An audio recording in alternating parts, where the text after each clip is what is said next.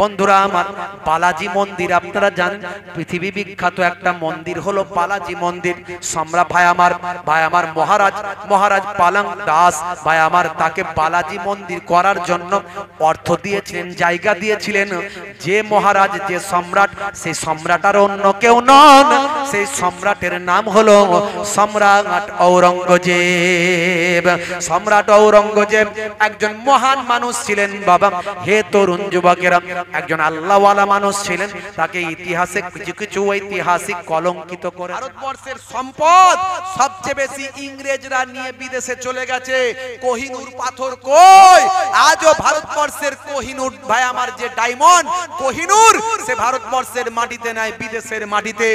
আর যাকে ভারতবর্ষের কিছু মানুষ, কিছু বাবা ভাই আমার গাদ্দার, কিছু আপনার গাদ্দার যারা ঐতিহাসিক যে সমস্ত মোগলদেরকে গালমন্দ করে, সম্রাট ঔরঙ্গজেবকে গালমন্দ করে, ভালো করে দেখুন, তারাও এসেছিল ভারতে লুট করতে। কিন্তু লুট করতে এসে ভারত থেকে নিয়ে গিয়ে তাদের দেশে নিয়ে যেতে এসেছিল, কিন্তু ভারতে এসে ভারতের প্রেমে পড়ে ভালোবেসে এখানেই তারা থেকে গিয়েছিল। এরা লুট করে নিয়ে চলে যায়নি, আর পক্ষান্তরে ইংরেজরা লুট করে নিয়ে গিয়েছিল। এরা ভারতবর্ষের জমিনকে দিয়েছিল তাজমহল, লালকেল্লা, কুতুব মিনার। এরা ভারতবর্ষের সম্রাট ঔরঙ্গজেবকে অনেকে গালমন্দ করে। ভাই আমার, পক্ষে বিপক্ষে অনেক যুক্তি থাকতে পারে, কিন্তু সম্রাট ঔরঙ্গজেব ভারতবর্ষের রাজকোষ থেকে কোনো অর্থ জীবনে ভক্ষণ করেননি। মাথার টুপি নিজে হাতে তৈরি করতেন, কোরআনের ব্যাখ্যা লিখতেন। এই লিখে যে অর্থ পাওয়া যেত, সেই অর্থ দিয়ে সংসার চালাতেন। মারা যাওয়ার আগে তার অর্থের সম্পদ মাত্র কয়েকশো টাকা মাত্র তার কাছে ছিল, সেটাও তিনি মারা যাওয়ার আগে দান করতে বলে দিয়েছিলেন। সম্রাট ঔরঙ্গজেবকে নিয়ে কটূক্তি করে। সম্রাট ঔরঙ্গজেব 50 বছর রাজত্ব করেছিলেন। 50 বছর, একদিন দুদিন নয় ভাইরা আমার। সম্রাট ঔরঙ্গজেবের নামে বলা হয় তিনি নাকি ধর্মান্তরিত করেছেন। যদি ধর্মান্তরিত করতেন, সারা ভারতবর্ষে মুসলমানরা মাত্র 20% থাকতো। 100 জনের 20 জন মুসলমান সারা ভারতবর্ষে। তাহলে সম্রাট ঔরঙ্গজেবের নামে যেগুলো বলা হয় 100% মিথ্যা বলা হয়। শুধু তাই নয়, সম্রাট ঔরঙ্গজেব যেটা করেছিলেন ভাই আমার, তিনি তার সময় 50,000 মন্দির ছিল, 50,000 মন্দির, 12টা মন্দির তিনি ভেঙেছিলেন। 12টা মন্দির ভেঙেছিলেন অমুসলিম ভাইদের পরামর্শে, ভাই আমার রাজনীতির স্বার্থে। যেখানে ভাই আমার তার প্রয়োজন অনুযায়ী ভাই আমার অমুসলিম ভাইদের পরামর্শে তিনি মন্দির ভেঙেছিলেন 12টা মাত্র। আর মসজিদ কি ভাঙেননি? মসজিদও ভেঙেছিলেন।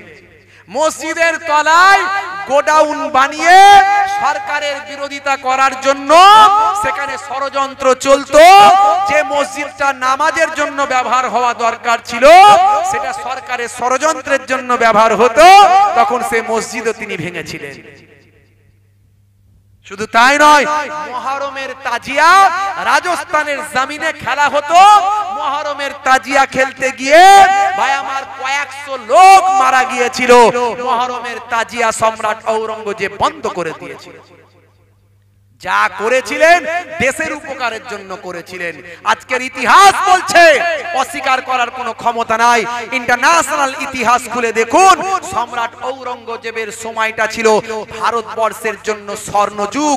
ভারতবর্ষের জিডিপি তখন এমন উচ্চ জায়গায় ছিল, পৃথিবীর সব জিডিপি কে ওভারটেক করে 1 নাম্বার ছিল ভারতের জিডিপি। তাহলে ভারতের তারা উপকার করেছিল। কিছু মেরিট ডিমেরিট থাকতে পারে, সে প্রত্যেকটা মানুষের দোষ গুণ আছে, কিন্তু ভালো বেশি করেছে কিনা দেখতে হবে। বন্ধুরা আমার, সম্রাট আকবরের কথা বলা হয়, সম্রাট শাহজাহানের কথা বলা হয়, তারা ভালো আর ঔরঙ্গজেব খারাপ। সম্রাট আকবর, সম্রাট বাবর, ভাই আমার সম্রাট আপনার শাহজাহান, তাদের আমলে ভাই আমার সরকারি ডিপার্টমেন্টে অমুসলিম হিন্দু ভাইয়েরা চাকরি করতেন 22%। তথ্য বলছি। সম্রাট আকবর সম্রাট শাহজাহানের সময় সরকারি ডিপার্টমেন্টে অমুসলিম হিন্দু ভাইরা চাকরি করতেন 22%, আর সম্রাট ঔরঙ্গজেব এসে সেটাকে বাড়িয়ে দিয়ে 34% পর্যন্ত করে দিলেন। লোকে বলে আপনি এত অমুসলিমদের চাকরি দিচ্ছেন, বলে দেখুন ধর্ম ধর্মের জায়গায়, কাজ কাজের জায়গায়, যেখানে যাকে রাখলে কাজ হবে, দেশের দশের উপকার হবে, আমি সেটা করি। আমি কাজের জায়গায় ধর্ম দেখি না, ধর্মের জায়গায় ধর্ম থাকে। আমি একজন ধার্মিক মানুষ, কিন্তু কাজের জায়গাটায় আমি কাজ করি। বুঝতে পারছেন? আজকে মুসলমানদের চাকরি কোথায়, পার্সেন্টেজ কোথায়? সম্রাট ঔরঙ্গজেব খারাপ, তা আজকের যুগের নেতারা কি খুব ভালো? আমি কাউকে খারাপ বলছি না, কিন্তু নাম বলিনি। হে তরুণ যুবকেরা, হে আমার বন্ধুরা, শুনে রেখে দিন বাবা, জেনে রেখে দেন। হে মুসলমান, অনেক কথা বলা যেতে পারে বন্ধুরা আমার। বালাজি মন্দির আপনারা জানেন, পৃথিবী বিখ্যাত একটা মন্দির হলো বালাজি মন্দির। সম্রাট ভাই আমার মহারাজ পালং দাস ভাই আমার, তাকে বালাজি মন্দির করার জন্য অর্থ দিয়েছিলেন, জায়গা দিয়েছিলেন। যে মহারাজ, যে সম্রাট, সেই সম্রাট আর অন্য কেউ নন, সেই সম্রাটের নাম হলো সম্রাট ঔরঙ্গজেব। সম্রাট ঔরঙ্গজেব একজন মহান মানুষ ছিলেন বাবা। হে তরুণ যুবকেরা, একজন আল্লাহওয়ালা মানুষ ছিলেন। তাকে ইতিহাসে কিছু কিছু ঐতিহাসিক কলঙ্কিত করেছেন, ভুল ব্যাখ্যা মানুষের না সামনে বোঝানোর চেষ্টা করেছেন। হে তরুণ যুবকেরা, বলতে চাইছিলাম যেটা বন্ধুরা আমার, তরুণ যুবকেরা, আপনার আমার রোল নাম্বার ঠিক করতে হবে। তাহলে আসমানি কেতাবের কথা বলতে গিয়ে, কোরআনের কথা বলতে গিয়ে এত দূরে এসেছিলাম। যত আসমানি কেতাব আছে সব মানতে হবে, পয়গম্বরদের মানতে হবে। ভাগ্যে ভালো মন্দ যা কিছু হয়, অল কদরে খাইরিহি ওয়া শাররিহি মিনাল্লাহি তাআলা, ভাগ্যে ভালো মন্দ যা কিছু হয় সবই আল্লাহর পক্ষ থেকে হয়। কোথা থেকে হয়? সব আল্লাহর কাছ থেকে, ভালো হোক আর মন্দ হোক। বন্ধুরা আমার, তরুণ যুবকেরা আমার, হে আমার মুরব্বিয়ানেরা, বাপ মারা গেছে, মা মারা গেছে, ফসলে পোকা হয়েছে, ইনকাম ভালো হয়নি, কারবারে লস হয়েছে, আপনি ভেঙে পড়লে চলবে না। এর নাম ঈমান নয়। ঈমানটা হলো এর নাম, আল্লাহ যেটা করে বান্দার ভালোর জন্য করে। আল্লাহ যেটা করেছেন এতে আমি রাজি। ভাগ্যে ভালো মন্দ যা কিছু হয় সবই আল্লাহর পক্ষ থেকে হয়। কয়েক বছর আগে মহারাষ্ট্রে খরা হয়েছিল বাবা। এই খরা হওয়ার পরে আজও দেখবেন মাঝে মাঝে অন্যান্য রাজ্যগুলোতে যখন খরা হয়, হাজার শত শত মানুষ তারা আত্মহত্যা করে। মহারাষ্ট্রে যখন খরা হয়েছিল, বহু মানুষ আত্মহত্যা করছিল। হে তরুণ যুবকেরা, বলিউডের একজন বিখ্যাত ফিল্ম স্টার, নাম হলো মিস্টার নানা পাটেকর। মিস্টার নানা পাটেকরের নাম শুনেছেন? একজন ফেমাস লোক। তার একটা ডায়লগ শুধু ভারতবর্ষ নয়, কয়েকটা দেশেতে ভাইরাল। তিনি একটা সুন্দর কথা বলেছেন, যেটা অত্যন্ত যুক্তিযুক্ত কথা, ব্যাখ্যা অনেক। শুনতে হয়তো কি রকম লাগবে জানি না, ব্যাখ্যা অনেক বড়, এই জন্য পৃথিবীর মানুষের কাছে খুব গ্র্যান্টেড হয়েছে। তিনি বলেছেন, এক মচ্ছর আদমি কো হিজরা বানা দেতা হ্যায়, এক মচ্ছর আদমি কো হিজরা বানা দেতা হ্যায়। অত্যন্ত ব্যাখ্যামূলক কথা তিনি বলেছেন। হে মানুষ, বোঝাতে চেয়েছে ব্যাখ্যাটা এরকম, হে মানুষ, তুমি কিসের অহংকার করো, কিসের টাকা দেখাও, কিসের গাড়ি বাড়ি দেখাও, কিসের তুমি জমি জায়গার মালিক হয়ে জমিনে তোমার পা পড়ে না, কিসের বডিওয়ালা, কিসের শক্তিধর, কিসের নেতা, কিসের মন্ত্রী, কিসের গুন্ডা, কিসের বদমাইশ, কিসের ক্ষমতাশালী। এক মচ্ছর আদমি কো হিজরা বানা দেতা হ্যায়। একটা মশা তো একটা মানুষকে হিজড়ে বানিয়ে দেয়, তোমার তো অহংকার কিসের? এটা তিনি বলতে গিয়ে বুঝিয়েছেন যে এক মচ্ছর আদমি কো হিজরা বানা দেতা হ্যায়। যখন একটা মশা শরীরে বসে, তখন তুমি কি করো? দুম করো। তো হিজড়ারা কি দেখায়? দুম করে দেখায় তো, না দেখায় না। বুঝতে পারছেন? ফেমাস ম্যান হিসাবে এ জেন্টলম্যান, এ গ্রেট পারসন, তিনি একজন ভালো মানুষ, একজন social worker. He is a greatest social worker in the world. এই পৃথিবীর বুকে একজন বড় ধরনের সোশ্যাল ওয়ার্কার। এই বলিউড টলিউড যাই আছে, হলিউড, এই এত ভালো মানুষ এই নায়ক গায়কদের মধ্যে নাই। বাপেরা আমার, বলিউডের ফিল্ম স্টার মিস্টার নানা পাটেকর তিনি চলে গেলেন মহারাষ্ট্রে। এত মানুষ আত্মহত্যা করছে, গিয়ে সেখানে গিয়ে বলেন, বাপেরা আমি আমার নিজের অর্জিত অর্থ থেকে চেক নিয়ে এসেছি, তোমাদের দেব, তোমাদের যারা খরা হয়েছে আর আত্মহত্যা করো না, কার কার অসুবিধা আমার কাছে এসো। তিনি চেক লিখে লিখে লিখে লিখে দিলেন। যতজনকে লিখে দিলেন একজনও মুসলমানের নাম পাননি। শেষে তিনি জিজ্ঞাসা করলেন, বাবুরা আচ্ছা বলো তো, তোমাদের এখানে কি মুসলমান নাই? বলে হ্যাঁ আছে। কোথায়? বলে ওই পাড়ায়। বলছে আচ্ছা ওদের কি খরা টরা হয়েছে? বলে হ্যাঁ হয়েছে। ওদের কতজন আত্মহত্যা করেছে? তোমাদের এখানে তো এতজন করেছে, ওদের ওখানে কতজন করেছে? বলে আমরা খবর জানি না, কোনো খবর পাইনি। বলে ঠিক আছে, তোমাদের এখানে দেওয়া হলো, এবার একটু মুসলিম পাড়ায় যায়। মুসলিম পাড়ায় গিয়ে মসজিদের সামনে গাড়িগুলো দাঁড় করিয়ে দিল। হে তরুণ যুবকেরা, কষ্ট হচ্ছে, কষ্ট হচ্ছে, এই কারা কারা কষ্ট হচ্ছে হাত তুলে দেখান তো দেখি। সত্যি হয় না তো? মন থেকে বলছেন? মন থেকে বলছেন? আচ্ছা টুপি দেন তো দেখি। নারে তাকবীর। আচ্ছা ইসলামের গাড়ি তো 100-এ দৌড়াবে, সবাই আওয়াজ মন থেকে দেন না। কিছু জন বলছেন হলে ভালো, না হলে আরো ভালো, তাই তো নাকি? তো জোরে সোরে আওয়াজ দেন দেখি কেমন দিতে পারে। টেনশন ভাই আমার, টেম্পার আর বাম্পার ঠিকঠাক রেখে একবার জোরে আওয়াজ দেন তো দেখি। নারে তাকবীর। ইসলামের গাড়ি 100-এ উঠলো ভাই, বলেন তো দেখি। আপনারা তো গাড়ি চালান, হ্যাঁ ফাঁকা রাস্তায় নিশ্চয়ই জোরে চালাবেন, কিন্তু এই যে এখনকার যুবক ছেলেরা মোটরসাইকেল চালায়, গুপগাপ যেখানে সেখানে অ্যাক্সিডেন্ট করে, আছে না নাই?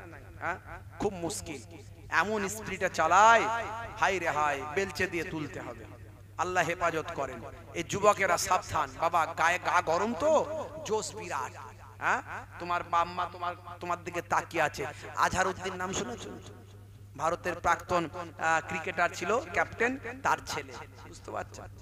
বাপ কি করবে, অত বড় নামি দামি লোক, সন্তান বলল আব্বা একটা হাই ফাই বাইক কিনে দিতে হবে। কয়েক লাখ টাকা বাইকটার দাম, কয়েক লাখ টাকা। ছেলে জেদ কিনে দিল।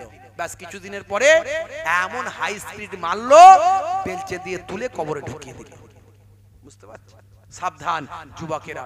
তো নিশ্চয়ই জোশ থাকবে, হোঁশও থাকবে।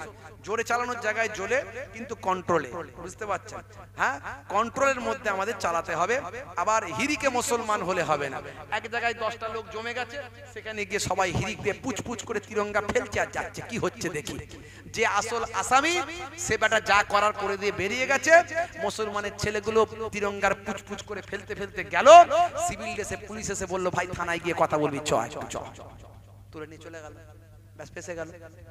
কথা বুঝতে পারছেন? তাহলে হিরিকে মুসলমান হলে হবে না, জোশ থাকবে, হোঁশও থাকবে। গোশ খেয়েছেন, জোশ দেখিয়েছেন, কিন্তু চর্বিওয়ালা খাবেন, ছ্যাঁচড়া খেলে বিপদে পড়বে। বুঝতে পারছেন? জোরে সোরে আওয়াজ দিয়ে দান দেখি, নারে তাকবীর। সেই গাড়ি উঠেছে 70। হ্যাঁ ভাই 100 উঠবে না নাকি? একবার হবে লাস্ট চান্স। না মাইক্রোফোনে দিতে হবে না, মুখের আওয়াজ নেব। হ্যাঁ মাইক্রোফোনের আওয়াজে শোনাবে। একটু জোরে সোরে আওয়াজ দিয়ে 100 দেখি তো কেমন তুলতে পারে। অল্প মানুষ হলে কি হবে, আপনাদের আগ্রহ আছে বলে আমি একটু বাড়াচ্ছি আর কি, আরে বেশি সময় নেব না। 1টা বাজতে চললো। বাপেরা আমার জোরে সোরে নারে তাকবীর। 80। আর একবার দেবো লাস্ট চান্স, আর একবার দেবো লাস্ট চান্স। 100 হবে তো? আর একবার লাস্ট চান্স দেখবো। নারে তাকবীর। হয় হয় না? ওই ভাই বললো না 90 না 92 93 উঠেছে। এই যুবকেরা কি গোশ ফোস খায় না নাকি? খায় তো। চর্বিওয়ালা না চর্বি ছাড়া? চর্বিওয়ালা। তো একবার দিতে পারবে না? লাস্ট চান্স দেখবে একবার। কেমন ঘুম পাচ্ছে নাকি? 12টা বাজলে সব মানুষেরও 12টা বেজে যায়। বুঝতে পারছো? কোষ বলে আমি আর কাজ করব না, সারাদিন অনেক খেটেছি। তখনই মজলিসে বসে বসে ফার্স্ট গিয়ার আর ব্যাক গিয়ার মারে, একবার এদিকে একবার এদিকে, third gear fourth gear back gear, এদিকে কাট ওদিকে কাট, হুজুরের দিকে পা করি কাট। দেখবেন মসজিদে মজলিসে দেখবেন শুয়ে পড়েছে, আছে না নাই? তো এখানে কেউ কুপকাত হয়নি, বুঝতে পারছেন? বাপেরা আমার, তরুণ যুবকেরা আমার, তো একবার জোরে সোরে দেখবো 100-এ তুলেন, দেখি লাস্ট চান্স দেবো, আর নয়। নারে তাকবীর। 95 উঠে গাড়ি ঢুকছিল, বেরিয়ে গেছে, আর তুলতে পারবেন না, বুঝতে পারছি। যারা বেশি জোর চেঁচিয়ে কাশছে, দেখেছেন, এরা হচ্ছে হাই টেম্পার দিয়েছে, আর বাকিরা বলছে হুজুর খেপেছে খেপুক, ওরা খেপেছে খেপুক, আমি খেপুনি, হালকা হালকা করে। হুজুর যত জোর চেঁচিয়েছে, ওরা আস্তে করে বলেছে। মাশাআল্লাহ, আরেকবার দেন নারে তাকবীর। আল কোরআনের আলো, আল হাদিসের আলো, শরীয়তের আলো, মোবাইলের আলো। ঘরে ঘরে জ্বালো নাকি? আচ্ছা, কথাটা কি সত্য না মিথ্যা? সত্য তো। জ্বালিয়ে থাকে। আচ্ছা, মোবাইল ভালো না টিভি ভালো? টিভি ভালো। আপনারা কি বলছেন? দুটোই ভালো? সর্বনাশ করেছে, দুটোই খারাপ। মোবাইল থেকে টিভি তবু ভালো। মোবাইল আমি আজকেও বলে এসেছি, মোবাইল হচ্ছে ছোট দাজ্জাল। আমরা দাজ্জাল বলি না, ছোট দাজ্জাল হলো মোবাইল, বুঝতে পারছেন? এই মোবাইলে অনেকে গান, অশ্লীলতা, খারাপ ভিডিও, বাজে ভিডিও, বিভিন্ন ভাই আমার ফটো, বিভিন্ন খারাপ জিনিস সব ভরে রেখে দেয়। আচ্ছা বলুন তো দেখি, আজ বেঁচে আছেন, কাল মারা যাবেন, গ্যারান্টি আছে? কাল মারা যাবেন না, গ্যারান্টি আছে? মারা গেলে আপনার মোবাইলটা আপনার বাপ দেখবে, ভাই দেখবে, বোন দেখবে, আপনার বাড়ির লোক দেখবে, তখন ওগুলো দেখলে আপনার প্রতি ধারণাটা কি হবে একটু ভেবে দেখেছেন? আজই আপনি ডিলিট করুন। মোবাইলের মধ্যে থেকে ভালো ভালো জিনিসগুলো নিন, কোরআন নিন, হাদিস নিন, ফিকহ নিন, মাসালা নিন, সোশ্যাল ওয়ার্ক নিন, বিভিন্ন রকম ভাই আমার মিডিয়া নিন, নিউজ নিন, সেগুলো ভালো ভালো কাজগুলো। ওখানে তার ছোট্ট নমুনাটা দিয়ে দিই বাবা। ইসরায়েল আর ফিলিস্তিন যুদ্ধ হচ্ছে, আপনারা জানেন আজ প্রায় 5 থেকে 6 মাস। হে তরুণ যুবকেরা, 34,500 মানুষ শহীদ হয়েছে, 34,500 মানুষ শহীদ হয়েছে, 70,000-এরও বেশি মানুষ আহত হয়েছে। পৃথিবীর কোন জাতি যদি এরকম হতো, খ্যাপা হয়ে যেত, কত মানুষ ম্যাড হয়ে যেত। কিন্তু আমরা মুসলমান, আমরা খ্যাপা হয়নি, ম্যাড হয়নি, আমরা কষ্ট পাই, কিন্তু একটা জিনিসই বিশ্বাস করি, হে তরুণ যুবকেরা, ভাগ্যে যেটা ভালো মন্দ হয় আল্লাহর পক্ষ থেকে হয়। ইসরায়েলের বাপের ক্ষমতা ছিল না মারামার, নিশ্চয় এই মারের মধ্যে, নিশ্চয় এই লড়াইয়ের মধ্যে কোনো ভালো জিনিস আছে। তবে ইসলাম বলেছেন ঘাত হলে প্রতিঘাত করতে হয়, ঘাত হলে প্রত্যাঘাত করতে হয়, আঘাত করলে প্রত্যাঘাত করতে হবে। এই লড়াই আমাদের চালিয়ে যেতে হবে। হে তরুণ যুবকেরা, 1948 সালের ইতিহাসে বিশ্ব মানচিত্রে ইসরায়েল নামের কোন দেশ ছিল না। ইতিহাস খুলে দেখুন, ইতিহাস সাক্ষী, 1948 সালের আগে বিশ্ব মানচিত্রে কোন ইসরায়েল নামের দেশ ছিল না। বন্ধুরা আমার, তরুণ যুবকেরা আমার, দ্বিতীয় বিশ্বযুদ্ধের সময় হিটলার 60,000 ইহুদিকে ধ্বংস করেছেন, 60,000 ইহুদিকে হত্যা করেছেন। কোন হত্যাকে ইসলাম গ্রহণ করে না, কোন হত্যাতে ইসলাম কখনো খুশি হয় না। আমরা কখনো খুশি হতে পারি না যে হিটলার মেরেছিল, কারণ হিটলারের পরিণতিও খারাপ হয়েছিল। হিটলার নিজের গুলিতে নিজেকে মেরে আত্মহত্যা করেছিল। আপনারা জানেন তার করুণ মৃত্যুটা কেমন ভাবে হয়েছিল।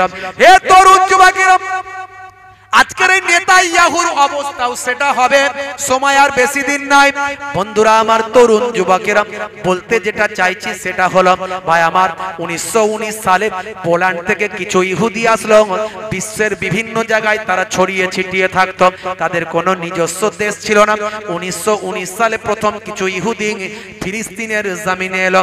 ফিলিস্তিনের মুসলমানদের কাছে অনুনয় বিনয় করে বলল, আমরা হতভাগা, আমরা গতছাড়া, আমরা বিভ্রান্ত, আমরা সারা পৃথিবীর মানুষের কাছে আমরা লাঞ্ছিত, আমরা বঞ্চিত, আমাদের যেখানে যাই সেখানে আমাদের উপর জুলুম করা হয়।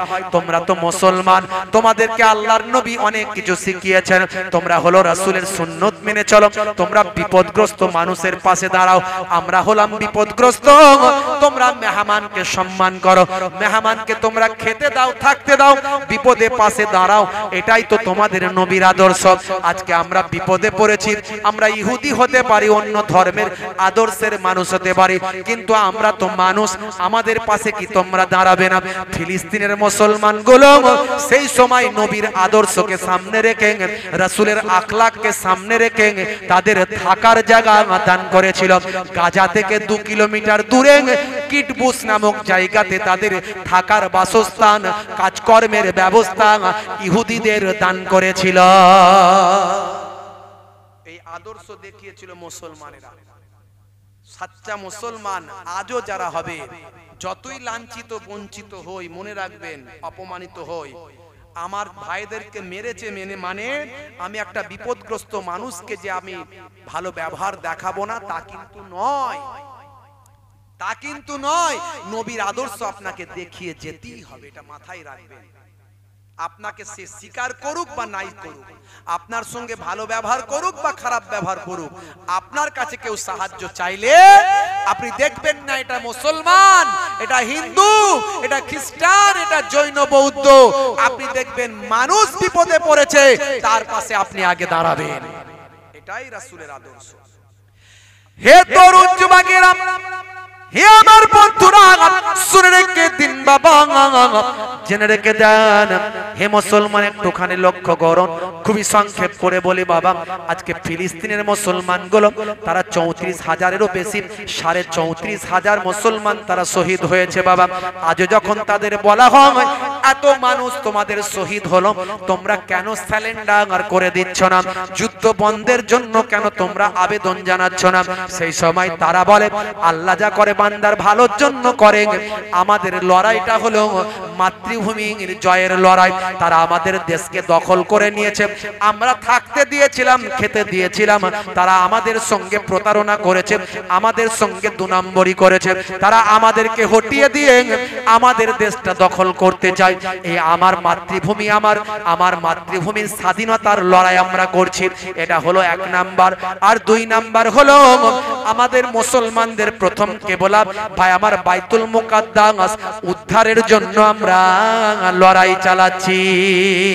আল্লাহ যেটা করেন বান্দার ভালোর জন্য করেন। আমরা মারা গেলে শহীদ হয়ে যাব, শহীদরা হলো জান্নাতে, আর আমরা লড়াইয়ে টিকে গেলে, বেঁচে গেলে গাজী হয়ে যাব। আমাদের দুদিকই লাভ, মরলেও লাভ, বাঁচলেও লাভ। বিশ্বাস করেন তো নাকি? না মুখে বিশ্বাস, অন্তরে নয়। ঠেলাই পড়লে মাঠ খেঁচে মার দিয়ে দৌড়, বুঝতে পারছেন? হ্যাঁ, লড়াইটা যদি ইসলামের জন্য হয় তবে শহীদ। পার্টির জন্য পার্টিবাজি করতে গিয়ে মারা গেছে, বলছে শহীদ অমর রহে, আছে না নাই? নবী বলছে আল কাতিল আল মাকতুল হুমা ফিন্নার। এ বেটা ওকে মারতে চেয়েছিল, ও বেটা একে মারতে চেয়েছিল, ঘুরিয়ে একে অপরকে মেরে দিয়েছে, দুজনই জাহান্নামী। সাহাবীরা বলল দুজনে কেন? বলে ওরও টার্গেট ছিল ওকে মারার, কিন্তু পারেনি, বেটা মরে গেছে বেকায়দায় পড়ে। নবী বললেন দুজনই জাহান্নামী। আপনার লড়াইটা ন্যায়ের জন্য যদি হয়, সত্যের জন্য যদি হয়, আপনার লড়াইটা যদি অন্যায়ের বিরুদ্ধে হয়, নির্যাতিত নিষ্পেষিত মানুষকে বাঁচানোর জন্য হয়, সেই লড়াইটা যদি আল্লাহকে ভালোবেসে তাওয়াক্কুল করে যে আল্লাহর সন্তুষ্টির জন্য এই আমি প্রতিরোধটা করছি, প্রতিরোধ করতে গিয়ে যদি আপনি মারা যান, আপনি শহীদের মওত হয়ে গেল। জোরে হবে না? হে তরুণ যুবকেরা, হে আমার বন্ধুরা, শুনে রেখে দিন বাবা, জেনে রেখে দেন। ফিলিস্তিনের যুদ্ধ চলছে, মুসলমানেরা মেগান রাইস নামে পৃথিবী বিখ্যাত একজন ইউটিউবার, যিনি ইউটিউবে বিখ্যাত, তার বক্তব্য, তার ইউটিউব ভাই আমার, তার ভিডিও মিলিয়ন ভিউ হয়। নাম হলো মেগান রাইস, নামটা মনে রাখবেন। ব্রিটেনে তার বাড়ি। তিনি প্রথম থেকে ফিলিস্তিনের মানুষদের ভিডিওগুলো সারা পৃথিবীর মানুষের কাছে পাঠাচ্ছিল। তিনি অবাক হয়ে গেলেন। এই ভিডিও করতে করতে করতে করতে এক সময় ফিলিস্তিনের ভাইদেরকে জিজ্ঞাসা করেন, হে ফিলিস্তিনের ভাইয়েরা, তোমরা এত শক্তি পাও কোথা থেকে, এত মনোবলটা পাও কোথা থেকে? সেই সময় ফিলিস্তিনের ভাইয়েরা বলল, এই মনোবলের মূল উৎস হলো আমাদের ঈমান। মেগান রাইস বলেন, ঈমানটা কি জিনিস বোঝার চেষ্টা করলাম, কোরআনটাকে পড়ার চেষ্টা করলাম, আমি মুগ্ধ হয়ে গেলাম। বিশ্বনবীকে জানার চেষ্টা করলাম, নবীর আশিক হয়ে গেলাম। আমি মেগান রাইস সহ্য করতে না পেরে এখন কালেমা পড়ে বিশ্ব নবীর শিষ্যা হয়ে গেলাম। এ তরুণ যুবকেরা, হে আমার বন্ধুরা, শুনে রেখে দিন বাবা, জেনে রেখে দেন, নিরীহ নিরস্ত্র ভাই আমার, দোস্ত আমার, কিছু কম বেশি 34,500 মানুষকে তারা শহীদ করেছেন, 70,000-এরও বেশি মানুষকে আহত করেছেন, লক্ষ লক্ষ মানুষ আজকে বাস্তুহারা হয়ে গেছে। সারা ভাই আমার গাজাটা, ফিলিস্তিনটা মরুভূমিতে পরিণত হয়েছে। তারপরেও তারা খোলা আকাশের নিচে আছে। তাদের ঈমানের শক্তি অনেক বেড়ে গেছে, তাদের ঈমানের শক্তি অনেক বেড়ে গেছে। হে তরুণ যুবকেরা, হে আমার বন্ধুরা, এই যুদ্ধ চলতে চলতে চলতে চলতে আস্তে আস্তে বাড়তে শুরু করেছে। আপনারা দেখেছেন আজকালকার রিপোর্ট বলছে এই যুদ্ধ চলতে চলতে চলতে চলতে ইরানের সঙ্গে ইসরায়েলের যুদ্ধ শুরু হয়েছে। হে তরুণ যুবকেরা, ইরানের জমিনে হামলা করেছে। ইরানের বাবা ভাই আমার, দোস্ত আমার, ইরানের যেখানে আশ্রয়স্থল কিছু সেনা সেখানে থাকে, ইরানের ভাই আমার যে দপ্তর, সে দপ্তরে তারা হামলা করেছে। কয়েকজন সেনা সদস্যকে তারা হত্যা করেছে, শহীদ করে দিয়েছে। এর বিনিময় ইরান কি করেছে? টানা 350 খানা ড্রোন ক্ষেপণাস্ত্র সব ইসরায়েলের জমিনে চালিয়ে দিয়েছে। কিছু বাবা ড্রোন ক্ষেপণাস্ত্র তারা আকাশে ভূপতিত করেছে ভাই আমার আমেরিকা এবং জর্ডানের সহযোগিতায়। আর কিছু কম বেশি প্রায় 1 ডজন ভাই আমার ইসরায়েলের জমিনে গিয়ে তন্ন তন্ন করে দিয়েছে। তবে ইরানের নিয়ত ছিল ভালো, ইসলামের নির্দেশ হলো কখনো নিরস্ত্র মানুষের উপর হামলা করবে না। তাই ইরান কিন্তু নিরস্ত্র মানুষদের দিকে লক্ষ্য করে ড্রোন বোমা তারা চালায়নি, তারা চালিয়েছে যে জায়গাগুলো থেকে ইসরায়েল অন্যায়ভাবে অন্য দেশের উপর হামলা করত, সেই তাদের আশ্রয়স্থলগুলো, ইসরায়েলের আশ্রয়স্থল ক্ষেপণাস্ত্রের জায়গাগুলোকে ইরান ধ্বংস করে দিয়েছে। নেতানিয়াহু বলেছিল 24 ঘন্টায় বদলা নেব। আমেরিকা বলল আমি তোর বড় বাপ, তোকে বারণ করছি ইরানের সঙ্গে লাগবি না, তুই এটা ফিলিস্তিন পাসনি। ইরান বলেই দিয়েছিল আমি সময় নেব না, যদি হামলা আবার করা হয় এর থেকে 10 গুণ হামলা করে ইসরায়েলকে মরুভূমিতে পরিণত করে দেব। সেই যে বলল, একটা ফুঁকো আওয়াজ দিয়ে একটা কোথায় কোন দিকে একটা মারলো ভাই ইসরায়েল, আপনার ইরান বলছে ও আমি আকাশই শেষ করে দিয়েছি, কাঁধ থেকে এসেছিল জানি না, আমার জামিনে টামিনে পড়েনি, ও আমার ভিতরে কেউ ফেলেনি ভাই আমার। তার মানে মুখ রক্ষার একটা করে ছেড়ে দিল। ইসরায়েলকে ইরান হুমকি দিয়ে রেখেছে, যদি একবার আমার দেশে আঘাত করো তাহলে মরুভূমি দেখতে পাবে ইসরায়েল। ইসরায়েল তুমি ভাবছো বিরাট ক্ষমতাশালী, বিশ্বের 14 নাম্বার শক্তিশালী দেশ হচ্ছে ইরান। বিশ্বের 14 নাম্বার শক্তিশালী দেশ হচ্ছে ইরান। পরমাণু অস্ত্রে সমৃদ্ধ হয়ে গেছে, বুঝতে পারছেন? হে তরুণ যুবকেরা, এদিকে আমেরিকা থেকে শুরু করে একটা গ্রুপ, এদিকে রাশিয়া থেকে শুরু করে এদের একটা গ্রুপ, এটা কিন্তু বিশ্বযুদ্ধের দিকে যাচ্ছে। বন্ধুরা আমার, 1450 বছর আগে আল্লাহর নবী জানিয়ে দিয়েছেন একটা মালহামা হবে।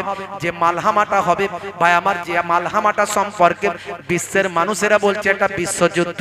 মনে রাখবেন, এর আগে হিরোশিমা নাগাসাকিতে ভাই আমার হামলা হয়েছিল পরমাণু বোমা, আমেরিকা হামলা করেছিল জাপানে।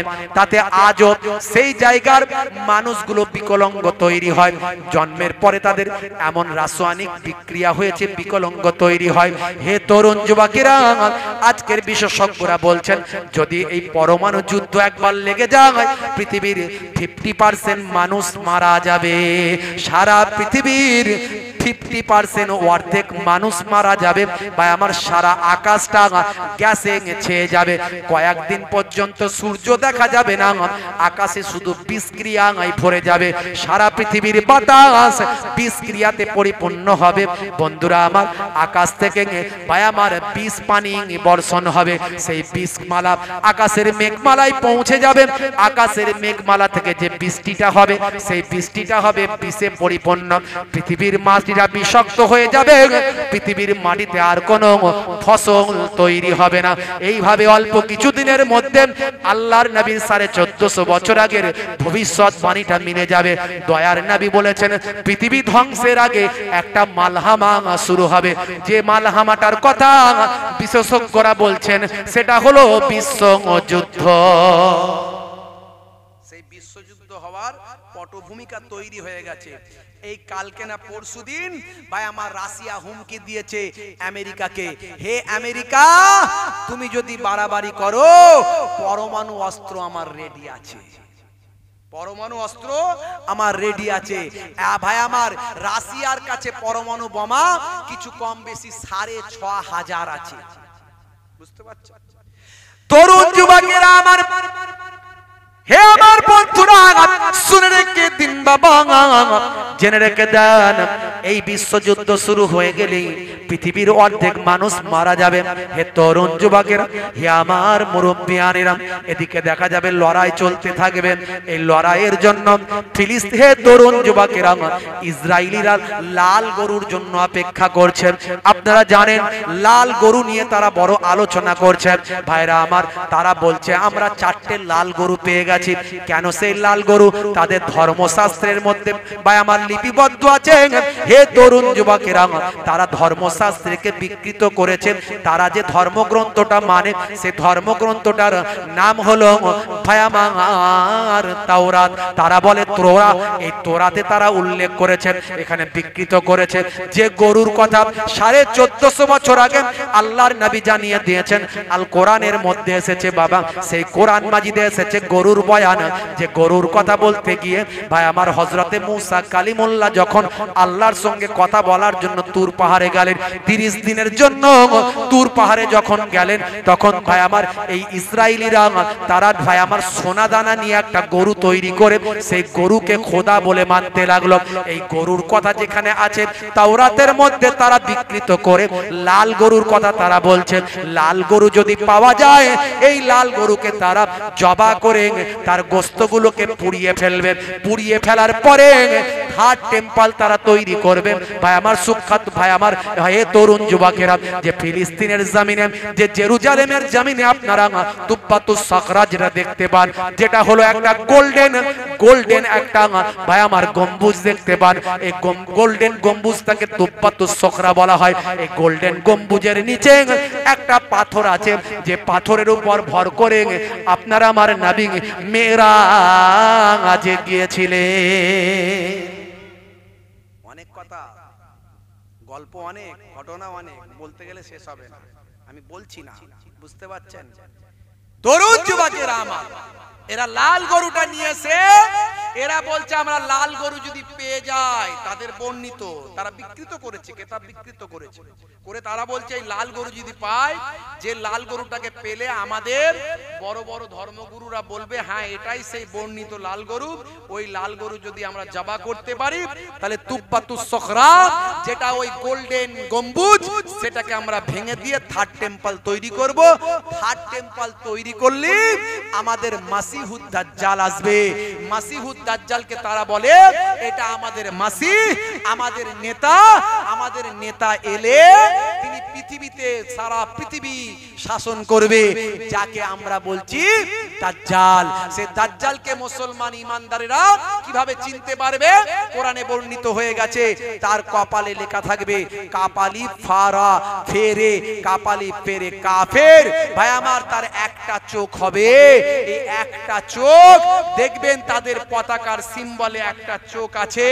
আপনারা লক্ষ্য করবেন ইসরায়েলিদের পতাকার, ভাই আমার পতাকায় একটা চোখের সিম্বল পাওয়া যায়। বন্ধুরা আমার, তরুণ যুবকেরা আমার, সত্যি আসবে দাজ্জাল। সেই দাজ্জালের ব্যাপারে ইসরায়েলের প্রথম শ্রেণীর পত্রিকায় লিপিবদ্ধ হয়েছে।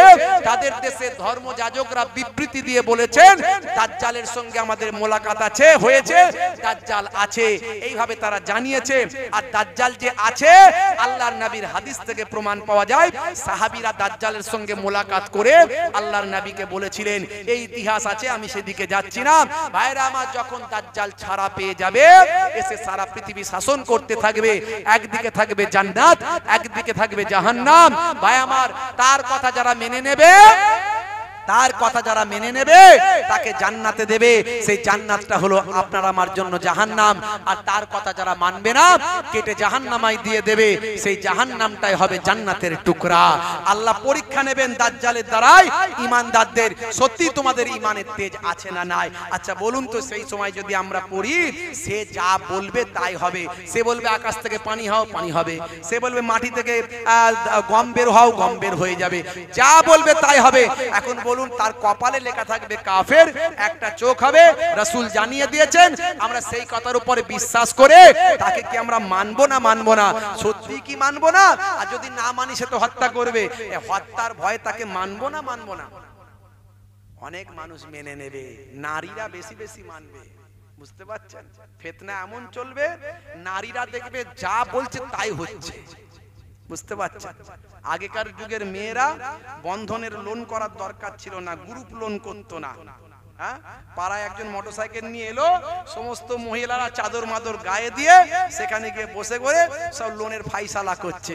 আগেকার যুগের মহিলাদের দরকার হতো না, অত বড় লোক হওয়ার স্বপ্ন ছিল না। এখন মহিলাদেরও বড় লোক হতে স্বপ্ন জেগেছে। বুঝতে পারছেন? সুদের ব্যবসা মহিলারাও শুরু করেছে।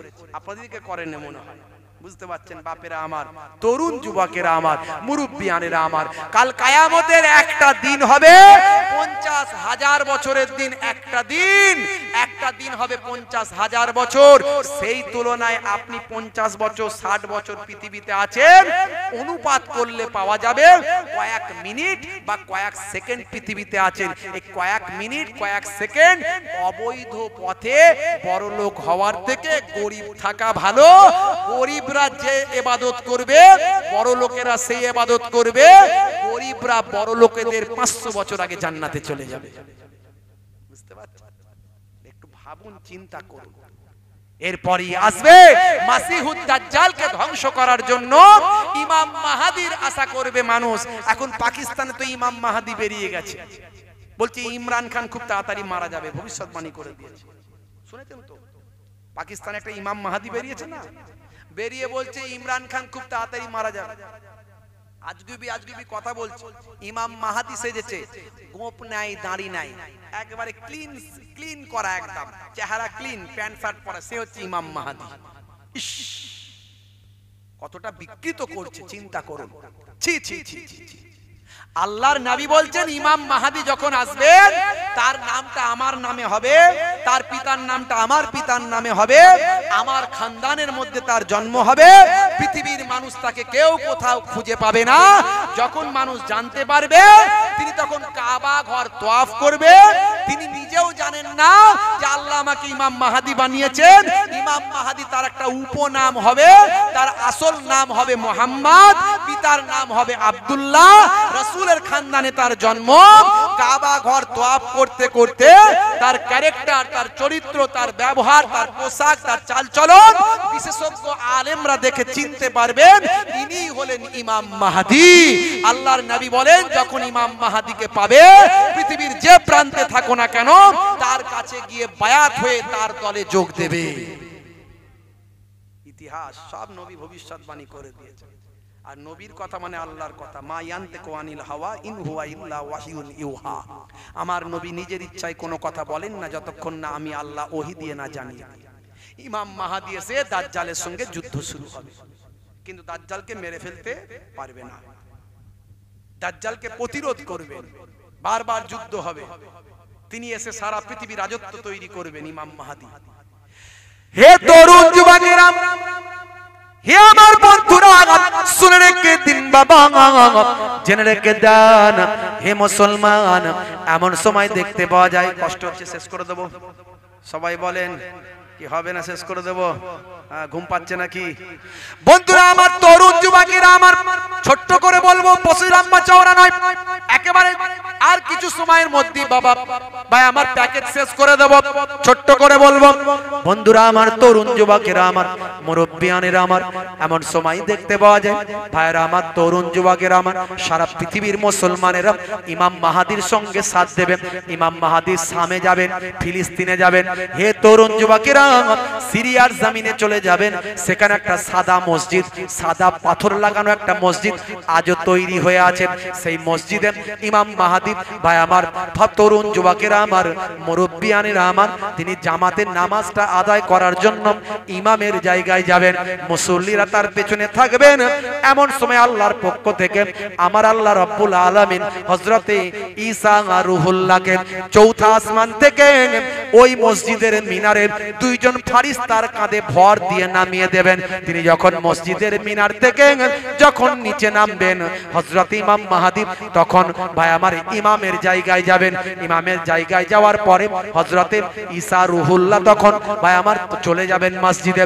ঈসা রূহুল্লাহকে সারা সমস্ত মুসল্লিরা বুঝতে পারবেন ঈসা ইবনে মারিয়াম এসে গিয়েছেন। হে তরুণ যুবকেরা, হে আমার মুরব্বিয়ানেরা, হযরতে ইমাম মাহদী সেই সময় বলবেন, ও হযরতে ঈসা রূহুল্লাহ, আপনি এসে ইমামের জায়গায় নামাজটা পড়ান, আমি আপনার পেছনে নামাজটা আদা করি। হযরতে ঈসা রূহুল্লাহ বলবেন, না, আমার আল্লাহ আপনাকে সাহায্য করার জন্য পাঠিয়েছেন, আপনার ইমামতিতে আপনাকে ইমাম করে আমি চলব, আপনি ইমাম হয়ে নামাজ পড়াবেন, আমি আপনার মুসল্লি হয়ে যাব।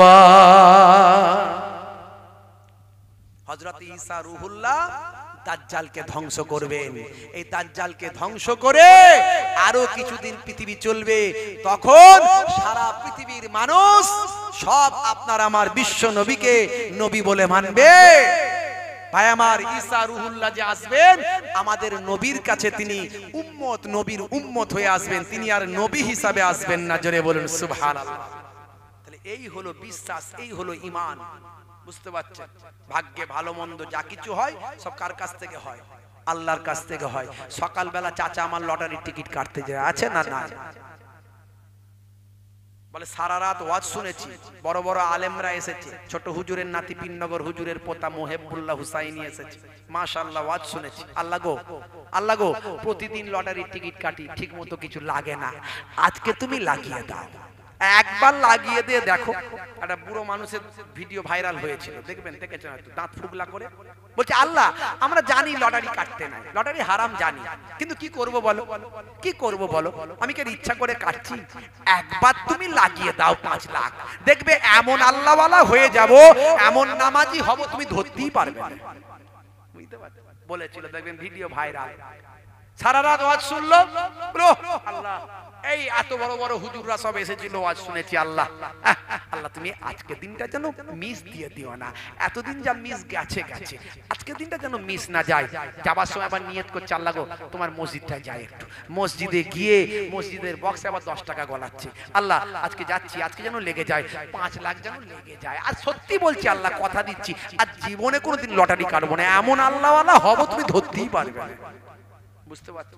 মুসলমানের ছেলে মিলাদুন নবীতে যায়, ঈদের দিনে ফাঁস কাতারে দাঁড়ায়, মা বলেছে তাই 1 মাস ধরে রোজা রেখেছি ভাই, ঈদের দিনে সেমুই লাচ্চা খাই, মাচায় বসে বসে চিনু পিনু টিনু সব এক কাছে হয়, কি রে ভাই, বলে 1 মাস রোজা রেখেছি, অসুবিধা নাই, কি করি বল ভাই, আজকে যেন পেটটা গুলায়, ভাই কি করব বলতো, একটু লাল পানি হবে কি হবে না, হাই রে হাই, রাত্রে 9টা বাজলো, খানাকুল মার্কেটে গেল, শপের সামনে চিনু মিনু টিনু পালসার গাড়ি নিয়ে মুখটা বেঁধে দিয়ে হাতটা গলিয়ে দিয়ে বলে, কাকা একটা লাল পানির বোতল চাই।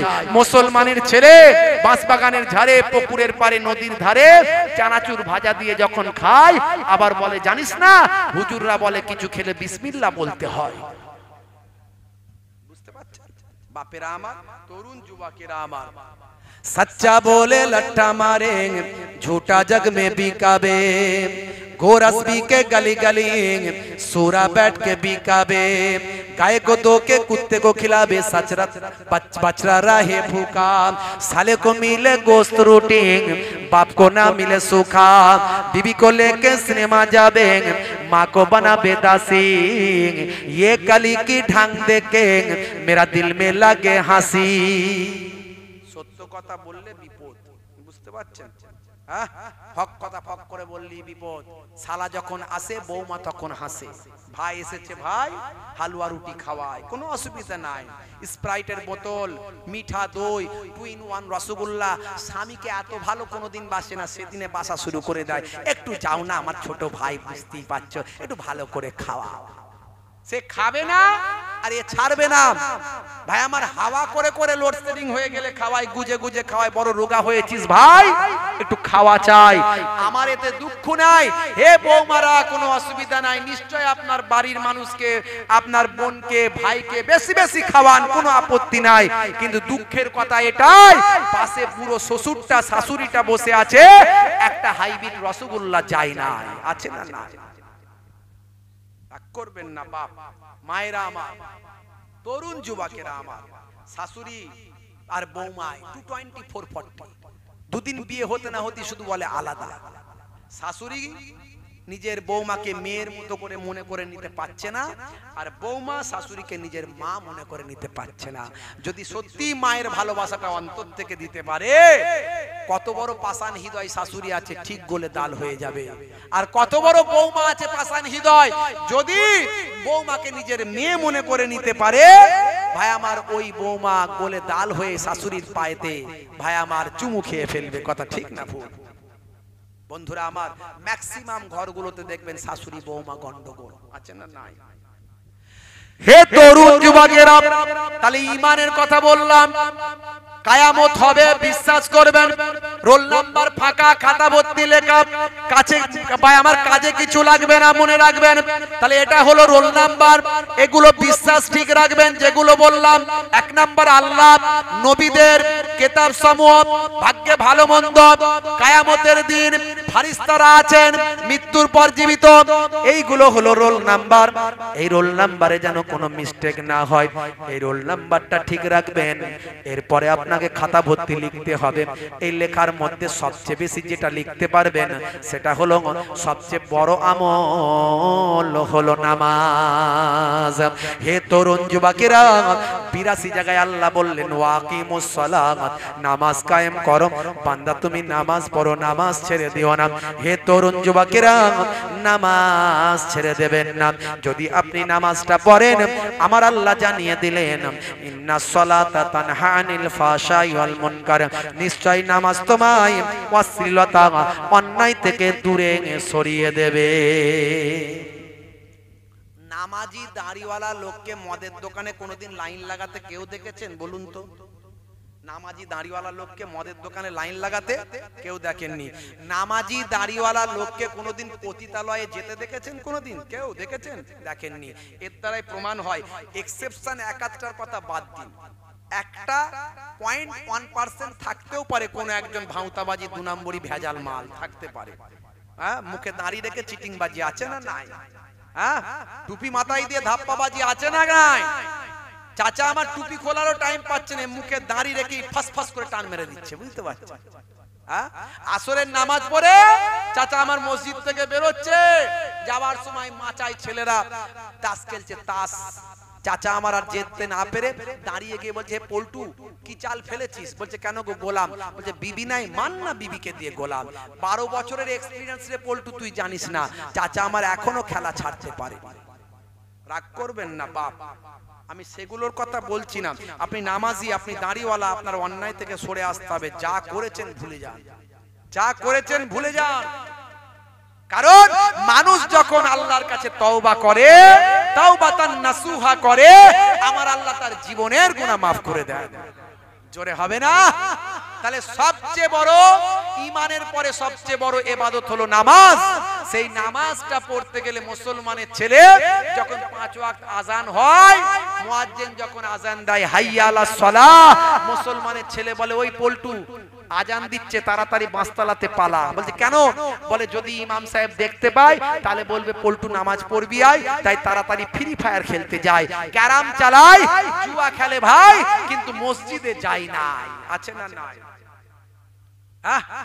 হাই রে হাই, আমার দাদাজান পীরনগর হুজুর পীর কেবলা বলতেন, বাবা দিনে রাতে 24 ঘন্টায় 1 ঘন্টা নামাজে দিলে আমার আল্লাহ তোমার 23 ঘন্টা সাকসেসফুল করে দেবেন। আর আমার নানাজান ছোট হুজুর কেবলা বলতেন, নামাজের কথা বলতে গিয়ে বলতেন, বাবা কি দিয়ে বোঝাবো?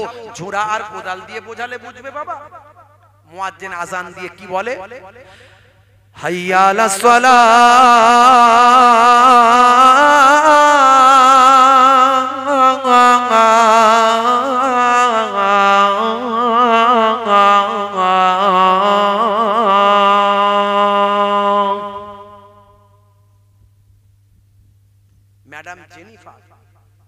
ম্যাডাম জেনিফার ব্রিটেনের বিখ্যাত সিঙ্গার, একজন মহিলা। মরক্কো, এই যে বিশ্বকাপে মরক্কো সেমিফাইনাল খেলেছিল, আমি কোনো খেলাটালা দেখি না, কিন্তু খোঁজ খবর সব রাখতে হয়, বুঝতে পারছেন? আপনারা ভাববেন হুজুর যা নামগুলো বলছে হুজুর মনে সব বিশেষজ্ঞ নাকি? না না, বিশেষজ্ঞ নয়, আমায় খোঁজ খবর রাখতে হয়। মানুষকে উদাহরণ দিয়ে উদউ ইলা সাবিল রাব্বিকা বিল হিকমাতি ওয়াল মাউইজাতিল হাসানা, মানুষকে সুন্দর উপদেশ এবং কৌশলের দ্বারা ইসলামের দিকে ডাকো, আমি ডাকার জন্য বলতে পারি। তো ম্যাডাম জেনিফার মরক্কোতে গিয়েছিলেন, বিশ্বকাপ ফুটবল সেমিফাইনালে মরক্কো খেলেছে। ভালো করে খেয়াল করুন যারা খেলা প্রিয়, আমি খেলা প্রিয় নয়, বুঝতে পারছেন? বাবেরা আমার, তরুণ যুবকেরা আমার, মরক্কোয় গিয়েছিলেন, ছোট্ট একটা মুসলিম দেশ। সেই দেশে ম্যাডাম জেনিফার গিয়ে, ভাই আমার, তিনি একজন পৃথিবী বিখ্যাত সিঙ্গার। আজকে ইন্টারনেটে খুলে ম্যাডাম জেনিফার লিখবেন, তার গানগুলো পাবেন, কিন্তু বর্তমানে এখন আর তিনি গান না, এখন শুধু কোরআন তেলাওয়াত করেন। তিনি পৃথিবী বিখ্যাত একজন সিঙ্গার। তিনি মরক্কোতে গিয়ে গান গাইতে গেলেন, বিভিন্ন ভাষাতে গান গান। সেখানে গিয়ে প্রথম তিনি আজান শুনলেন, লাইফের প্রথম আজান শুনলেন। কি শুনলেন? হাইয়া আলাল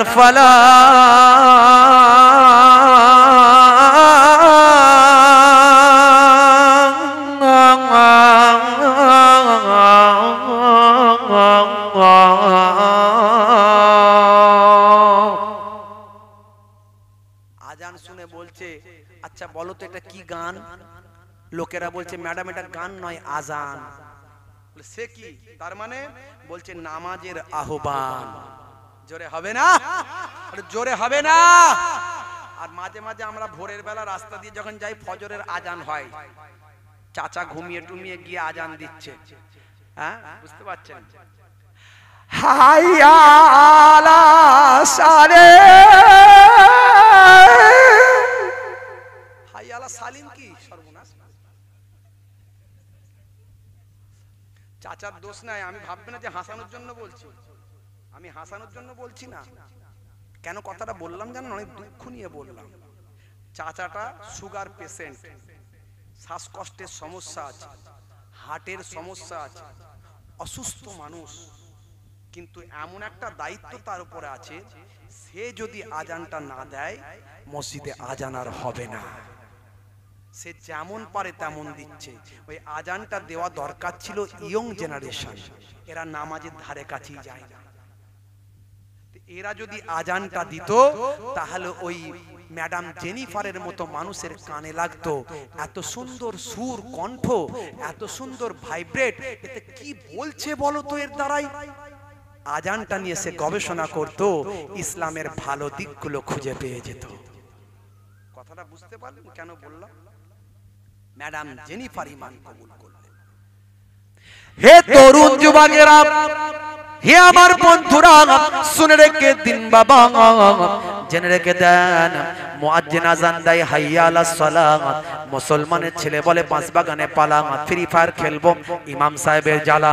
হে তরুণ যুবকেরা, মুয়াজ্জিন আযান দিয়ে বলেছিল নামাজ পড়বি আয়, তাড়াতাড়ি তারা সেখান থেকে পালায়। ইমাম সাহেব বলেছিল, আল্লাহ বলেছিলেন হে মুয়াজ্জিন, তারা যদি নামাজ পড়ে তাদের কি লাভ হবে একটু জানিয়ে দাও। তাই সেই সময় মুয়াজ্জিন বলে দিয়েছিল, হাইয়া আলাল ফালাহ, যদি তুমি নামাজে আসো আমি আল্লাহ তোমাকে কামিয়াবি দান করে দেব। আজও আরবের জমিনে, মক্কা মদিনা শরীফের জমিনে কোনো বেনামাজি নাই, আর বেনামাজি নাই বলে কোনো ভিখারিও তাদের দেশে নাই, কোনো গরিব নাই, কোনো ভিখারি নাই। যারা নামাজি হয়ে যাবে আমার আল্লাহ তাদের ভিখারি বানাবেন না, গরিব বানাবেন না। আপনাকে এক মুঠো খাবার জন্য দাঁড়ে দাঁড়ে ভিক্ষা করতে হবে না, অনাহারে দিন কাটাতে হবে না। আপনি নামাজি হয়ে যান, রুজি আপনার পেছনে পেছনে ছুটবে। আপনি ইনকাম করতে পারছেন না, খালি হুজুর দেখলে হুজুর তাবিজ করে দাও। কেন? রুজি হচ্ছে না, ইনকাম হচ্ছে না। আর আমার মতো হুজুর পড়লে 1001 টাকা দাও। কেন? আমি তো জানি তোমার দোষটা কোথায়, তুমি তো নামাজই পড়ো না। আর তুমি 10 টাকা দিয়ে 20 টাকা দিয়ে তাবিজ করে নেবে, পরের দিন তাবিজ হারিয়ে ফেলবে, আল্লাহর কালামকে বেয়াদবি করবে। এক শ্রেণীর মানুষ আবার তাবিজ হারাম বলে, ওরা জানে না তামিমা হারাম, তাবিজ জায়েজ। আল কোরআন ও শিফাউন, কোরআন হলো শিফা, রোগের ঔষধ। সে কোরআনের আয়াত যদি লিখে দেওয়া হয়, এটা হলো ঔষধ। যেমন ঔষধ আপনি খেলেন, রোগ ভালো করার মালিককে, সব ঔষধে রোগ ভালো হয়? অনেক ঔষধ খেয়েছি হুজুর, কাজ হয় না। বলে না বলে না, কাজ দেয় না, ওই জন্য হয় না। কিন্তু তোমার ইমানে খাতরা এসে গেছে, তুমি মনে করো ওষুধ খেলি আমার কাজ, ওষুধ খেলি আমি ভালো হয়ে যাব। একবারও মাথায় ঢোকেনি যে ভালো আল্লাহ করলে হবে। কোরআন হলো শিফা। ওলি আউলিয়ার থেকে শুরু করে সাহাবায়ে কেরামরা কোরআনের আয়াত লিখে গলায় ঝুলিয়ে দিয়েছেন, কোরআনের দোয়া পড়ে ফুঁক দিয়েছেন। আর কিছু এই হোদস মার্কা লোক বেরিয়েছে, তারা বলে আমরা কোরআন আর হাদিস ছাড়া কিছু মানি না। এরা বলে ইমাম মানি না। আছে বেরিয়েছে না বেরোয়নি? হ্যাঁ, ইমাম মানি না, মাযহাব মানি না, তাকলিদ করি না। ফেলাই পড়লে সব করে, ফেলাই পড়লে সব করে। আল্লাহ বলছে ওযু করলে মুখ ধুতে হবে, মুখ ধুতে হবে। মা যখন ছেলেকে খাইয়ে মুখ ধোয়ায় কতটা ধোয়ায়? এটা মুখ, কথা ঠিক না বল? হ্যাঁ, আপনি যখন মাঠ থেকে খেটে খুঁটে যান, ভাত খাওয়ার আগে মুখটা ধোন, কতটা ধোন? ধোয়া হয়ে গেল মুখ, তাই তো? ওটাও মুখ। হ্যাঁ, আর আল্লাহ বলছে মুখ ধুতে, ওযু করতে গেলে মুখ ধুতে হবে, মুখ ধোয়া ফরজ। কতটা মুখ? কোরআন আর হাদিস থেকে খুলে দেখাও। হ্যাঁ, মুখ কতটা কোরআন আর হাদিস থেকে খুলে দেখাও। বলো কো ইমাম মানি না, আবু হানিফা মানি না, ইমাম শাফি, আহমদ বিন হাম্বল, ইমাম মালিক, কোন ইমাম মানি না তো ডাইরেক্ট কোরআন আর হাদিস মানি, খুঁজে দেখাও কোরআন আর হাদিস থেকে। ইমামে আজম আবু হানিফা হুজুর বলছেন এক কানের লতি থেকে আর এক কানের লতি, চুলের উৎপত্তি থেকে থুতনির নিচে, এই এতটা হলো মুখ। এর মধ্যে এক চুল শুকানো থাকলে ওযু হবে না। হ্যাঁ, আপনি যে পায়খানা করেন, পটি করেন, কতটা ধুকলে পাক হবেন? পায়খানা করছেন, পটি করছেন, কতটা ধৌত করলে আপনি পাকিজা হাসিল হবে, তাহারাত হাসিল হবে? কতটা ধুলে? কোরআন আর হাদিস থেকে খুলে দেখাও। কেন কোরআন আর হাদিস ছাড়া তো কিছু মানো না, খুঁজে দেখাও। হ্যাঁ, চুল উঠে যাবে, চুল উঠে যাবে, খুঁজে পাবে না। হ্যাঁ, ইমামে আজম আবু হানিফা হুজুর বলছেন ধৌত করতে করতে যখন বাসুনের তলায় দেখবেন, বাসুন ধৌত করার পর একটা কচকচে আওয়াজ আসে, যখন তুমি এই আওয়াজ পাবে জানবে তুমি পাকিজা হয়েছো, পবিত্র হয়েছো। কোরআন হাদিস খুঁজে দেখাও। হ্যাঁ, পুরুষ মানুষ মারা গেলে কটা কাফন দেন? আপনাদেরকে পুরুষ মানুষ ছেলেরা মারা গেলে, পুরুষ মানুষ মারা গেলে কটা কাফন লাগান আপনারা? জোরে বলেন। হ্যাঁ দেন, দেন তো নাকি? না বিনা কাফনই চালিয়ে দেন? তো হ্যাঁ দেবেন তো, এই জন্য তো বলছি, নাহলে বলবো কেন? কটা কাফন দেন বলেন? একটা। আল্লাহ গো, সর্বনাশ করেছে। এই কাফন কে দেয়? মনে হয় একজন লোকই দেয় মনে হয়, সে ছাড়া আর কেউ জানে না মনে হয়, নাকি? কি বিপদ বলো দেখিনি। এসব চুনাইটের লোকেরা মান সম্মান নষ্ট করে ফেলবে। যে পুরুষ মানুষ মারা গেলে কটা কাফন দেয় জানেন না? তিনটে। তিনটে। কেউ কোনোদিন বলেনি নাকি? তিনটে। আর মহিলা মারা গেলে কটা? পাঁচটা। এই তো চাচা আমার জানে, চুপ করে বসে আছে। উনি তো আপনাদের ইমাম, মানে উনি যা বলবে আপনারা তাই, বুঝতে পারছেন? ভাইরা আমার পাঁচটা। মহিলা মারা গেলে কটা? পাঁচটা। মনে করুন এখানে একজন থার্ড জেন্ডার, তৃতীয় লিঙ্গের একজন মানুষ, যাকে হিজড়ে গোদা বাংলায় বলে, সেই হিজড়ে আছে, মারা গেল, কটা কাফন দেবেন? কোরআন আর হাদিস খুলে বের করে দেখাও, কারণ তুমি তো কোরআন আর হাদিস ছাড়া কিছু মানো না। বের করো, বের করো। কোনো কথা নিলে হবে না, কোরআন আর হাদিস থেকে বের করে দেখাও হিজড়ে মারা গেলে কটা কাফন দেবে।